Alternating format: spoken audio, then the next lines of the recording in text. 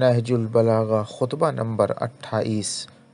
اس خطبے میں حضرت امیر المومنین ارشاد فرماتے ہیں کہ دنیا نے پیٹھ پھرا کر اپنے رخصت ہونے کا اعلان اور منزل عقبیٰ نے سامنے آ کر اپنی آمد سے آگاہ کر دیا ہے۔ آج کا دن تیاری کا ہے اور کل دوڑ کا ہوگا۔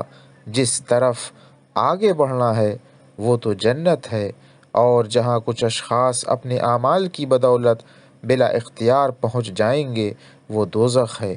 کیا موت سے پہلے اپنے گناہوں سے توبہ کرنے والا کوئی نہیں، اور کیا اس روز مصیبت کے آنے سے پہلے عمل خیر کرنے والا ایک بھی نہیں؟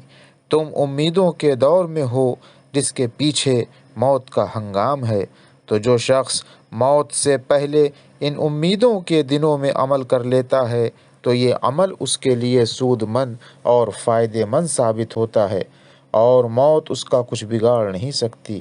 اور جو شخص موت سے قبل زمانے امیدوں اور آرزوؤں میں کوتاہیوں کو بجا لاتا ہے تو وہ عمل کے اعتبار سے نقصان میں رہتا ہے، اور موت اس کے لیے پیغام ضرر لے کر آتی ہے۔ لہٰذا جس طرح اس وقت کہ جب ناگوار حالات کا اندیشہ ہو نیک اعمال میں منہمک ہوتے ہو، ویسا ہی اس وقت بھی نیک اعمال کرو جب کہ مستقبل کے آثار مسرت افزا محسوس ہو رہے ہوں۔ مجھے جنت ہی ایسی چیز نظر آتی ہے جس کا طلبگار سویا پڑا ہو، اور جہنم ہی ایسی شے دکھائی دیتی ہے جس سے دور بھاگنے والا خواب غفلت میں مہو ہو۔ جو حق سے فائدہ نہیں اٹھاتا اسے باطل کا نقصان اور ضرر اٹھانا پڑے گا۔ جس کو ہدایت ثابت قدم نہ رکھے اسے گمراہی ہلاکت کی طرف کھینچ لے جائے گی۔ تمہیں کوچ کا حکم مل چکا ہے اور زاد راہ کا پتہ دیا جا چکا ہے۔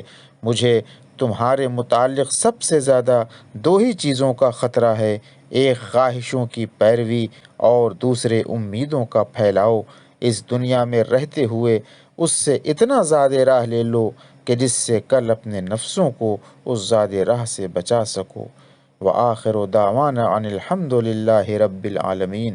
اللہم صلی علی محمد وآل محمد وعجل فرجہم۔